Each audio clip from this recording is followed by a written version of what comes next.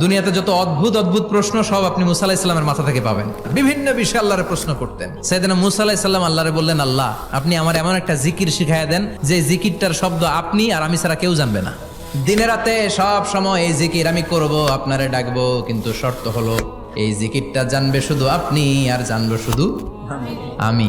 আল্লাহ বললেন, মুসা পড়ো লা ইলাহা ইল্লাল্লাহ। মুসা আলাইহিস সালাম কয়, মাবুদ এটা তো জাতীয় জিকির, সবাই জানে। আমি তো চাইছি এক্সেলেন্ট একটা জিকির, কারো কাছে নাই, শুধু আমি জানবো আর আমি পড়বো।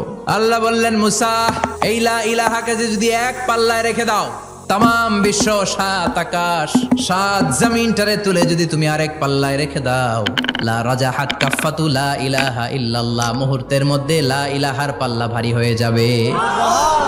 ও মুসা, তুমি যতই এক্সক্লুসিভ জিকির চাও, লা ইলাহার চেয়ে দামি জিকির আমার কাছে নাই।